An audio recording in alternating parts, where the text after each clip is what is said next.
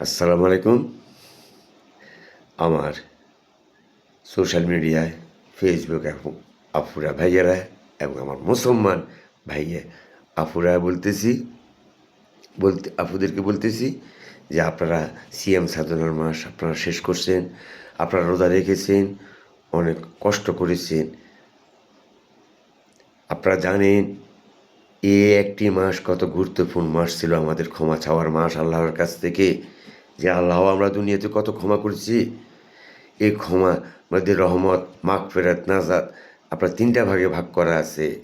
এখানে এই মাসে কোরআন নাজিল হয়েছিল, এই মাসে লাইলাতুল বরকত হয়েছিল।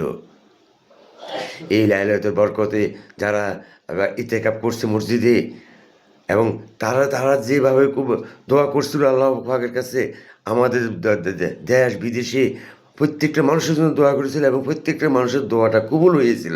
সঙ্গে আল্লাহ ফেরেস্তার 4জন ফেরেস্তা তখন আমাদের আশেপাশে ছিল। এই 4জন ফেরেস্তা বছরে একবার আসে, সেইটা হচ্ছে লাইলাতুল কদরের রাত্রে। হজরত ইসরাফিল আলাইহিসসালাম, হজরত জিবরাইল আলাইহিসসালাম, হজরত মিকাইল আলাইহিসসালাম এবং আজরাইল আলাইহিসসালাম আমাদের কথাগুলো শোনার জন্য, আমাদেরকে মাফ করে দেওয়ার জন্য এবং আমাদের সঠিক পথ নির্দেশনা দেওয়ার জন্য। তো আমি বলতেছি যে যে 30 দিনে আপনার এক একটা রোজা আপনার 10 দিন করে, 30 দিনে 300 দিন আমাদের তালিকায় আছে।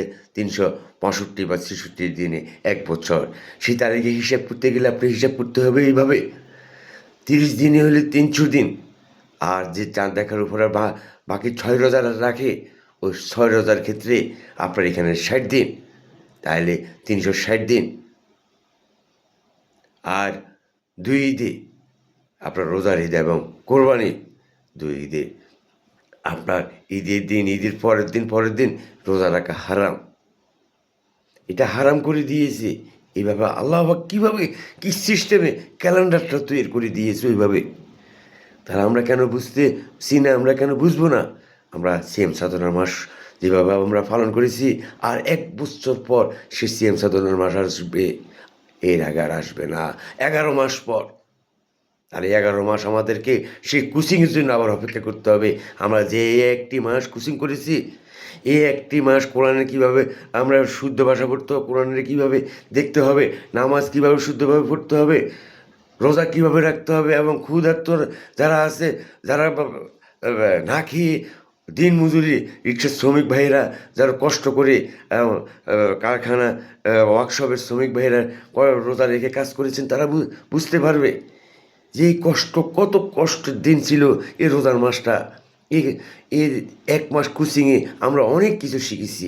এই কথা যেন আমরা এই 11 মাস পর্যন্ত আমরা মনে রাখতে পারি, এই 11 মাস পর্যন্ত আমরা যেন মনে রাখতে পারি। তো ঠিক আছে, আপনাদেরকে গুরুত্বপূর্ণ আমি 2-4টি কথা বলে খুবই ভালো লেগেছে।